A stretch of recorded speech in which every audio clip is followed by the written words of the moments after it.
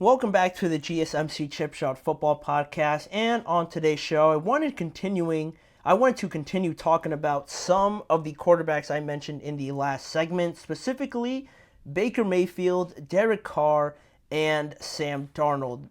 If you looked at this group of quarterbacks and made this a whole segment about like 3 to 4 years ago, it would be so just unnecessary and just confusing as to why I'm talking about this group of quarterbacks. But all three of these guys command some of the best offenses we've seen already through the first 2 weeks of the NFL, right? Three of the biggest surprises thus far in 2024 has been the performance of the Saints on offense with Clint Kubiak, the Minnesota Vikings with Sam Darnold there, Tampa Bay in another year with Baker Mayfield looking somehow better than they did last year. They're all 2-0 right now, leading their division sort of. The Bucs and the Saints play in the same division, so they're kind of sharing that title. But the Minnesota Vikings certainly in command of the NFC North right now, and the three quarterbacks have a huge contribution to this effort, right? This sort of campaign that we've seen so far from each of these teams. And, looking at the stats and trying to make a case for these guys, right? Looking at how they've performed so far through this year. You look at some of the passing stats, some of the passing leaders so far through this year. I have a couple of them here that I wanted to share with you guys. Looking at passing touchdowns, we have Derek Carr and Baker Mayfield leading the NFL with 5 passing touchdowns each, and Sam Darnold is currently in second as well with 4. Also, Derek Carr leads the NFL in QBR at 96.2, but Sam Darnold and Baker Mayfield make up the rest of the top 6. Sam Darnold at 71.5 and Baker Mayfield at 69.6. Top 6 in QBR, right, isn't bad for all three of these guys. Then also you look at quarterback rating, right? Derek Carr, again, leads all quarterbacks in quarterback rating with a high of 142.4. Baker Mayfield in second with a high of 129.1. Sam Darnold also in the top 5, 111.8. And to make matters, more convincing, I think, for these three guys, you look at the completion percentage so far for all three of these guys. Derek Carr is in second now, not first, with a 76.9% completion percentage. Baker Mayfield is in sixth with a 73.5% completion percentage, and Sam Darnold is ninth with a 72% completion percentage. Number 1 is actually Gardner Minshew with 77.5%, so that's pretty surprising also. But Derek Carr, Baker Mayfield, and Sam Darnold relatively in the top 10, top 3 in some of these stats, but also, you could look at the other side of this and make an argument that Sam Darnold hasn't played necessarily the best of the best competition yet, right? They played the 49ers, which is a good opponent to especially beat at home. That's an impressive win, but they also played the Giants, right? It kind of skews the difficulty of your opponents, right, so far. Same thing for Derek Carr, right? You demolished the Dallas Cowboys, but also you played the Carolina Panthers, right? Another skewed sort of difficulty level through the first 2 weeks. But Baker Mayfield, I think, has played the highest level of competition thus far in terms of average and in terms of the median level of difficulty, right? Because he's played the Commanders, who are better than the Giants and the Carolina Panthers, and also he's played a top team as well, beating the Detroit Lions in Detroit in that playoff rematch that they had just this past week. So that was an impressive win. He scored in that game and helped them massively to winning that game overall. And, those are pretty significant moments already, right? All quarterbacks have been tested thus far, right?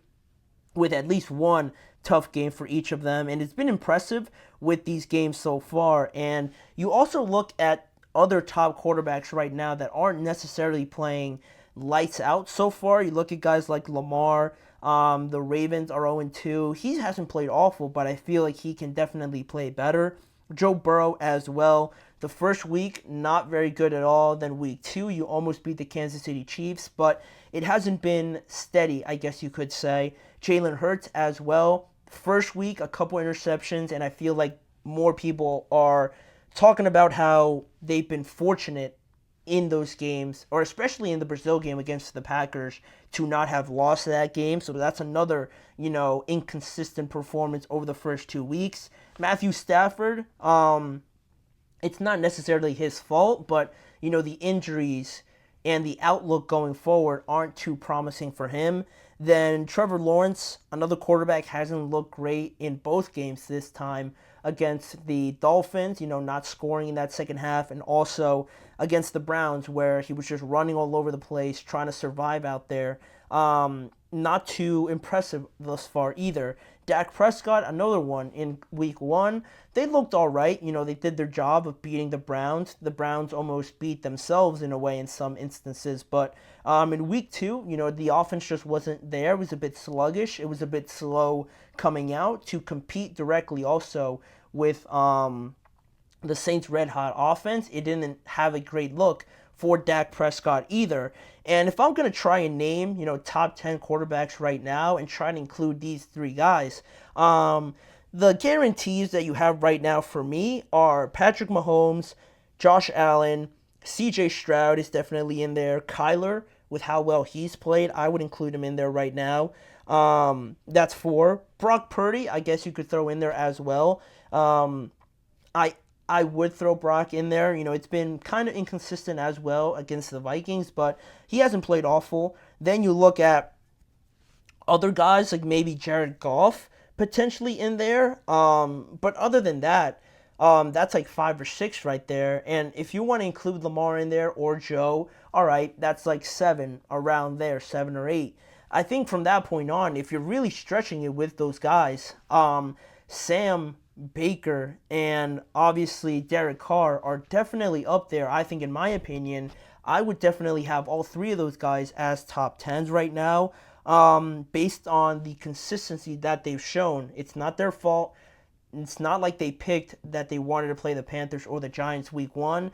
And in those situations, right, when a team is so much better than the other one, you expect to go out there and dominate. And that's exactly what the Saints did. That's exactly what the Vikings did against the Giants. So you handle your business and you destroy the opposition if you're that much better than them. And you move on, right?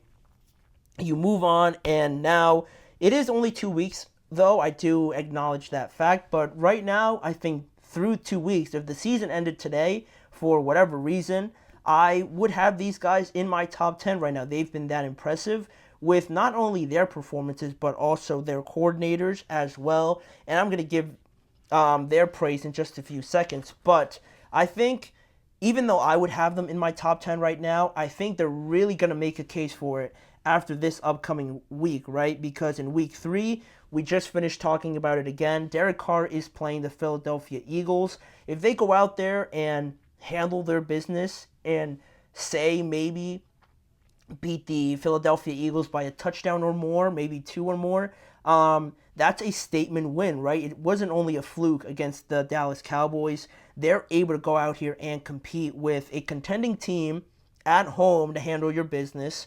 Another NFC direct rival. That's going to be huge for head-to-heads going forward. Another top quarterback and notable defensive players as well. If Derek Carr can go out there and win that game in convincing fashion,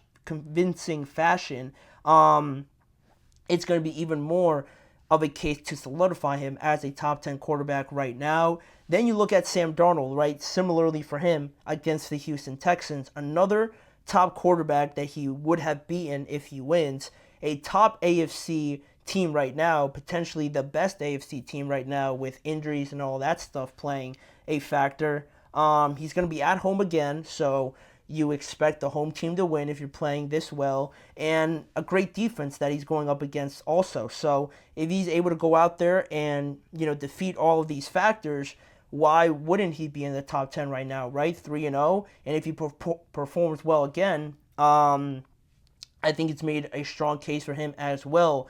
Baker, kind of not so much. He plays the Broncos, and so it's not the level of these other 2 games, but in week 4, he's going to play the Eagles as well, so that'll be a bigger statement. But right, you get the idea of what I'm trying to say, right? these next matchups, week 4 or this week in week 3, I think are going to solidify it even more. And I like these guys' chances, right? I actually picked the Eagles to win, but if Derek Carr wins, it's a big statement, right, in that regard. And I picked Sam Darnold to beat the Houston Texans, right? I'm feeling that confident about them because of their coordinators, right? Huge credit goes to them. And this also connects back to one of the first segments. The coordinators, like I mentioned before, with Kevin O'Connell, Clint Kubiak, and Liam Cohen, both or all three of those guys have been great thus far. They really excel at, I think, getting the best out of each quarterback that they have. They're not making excuses, right? Kevin O'Connell is not making an excuse that J.J. McCarthy got hurt. He's making the best out of Sam Darnold. Clint Kubiak as well. He's not making a big deal about the fact that the Saints were average last year. He's played great thus far. And Liam Cohen, again, coming into a new team, a new scenario, not making any excuses. He goes out and Baker looks like he's just continuing his growth as well. So each coach and plan and scheme, they've all been great thus far. And, based on these three, these three games so far and other quarterbacks, I think we'll have a better idea after this upcoming week of who really can make up that top 10. But don't sleep on these guys yet, right? Don't rule them off just yet because they are making a good case, and I'm convinced, but hopefully after this week they stake their claim a little bit more. But that is all I wanted to say on that segment. We do have one more coming up here on today's show, just addressing the exchange we saw at the end of the game between CJ Stroud and Caleb Williams, and also touching on the issues really with the Chicago Bears and their offensive line. We'll answer that and address that when we return after this break.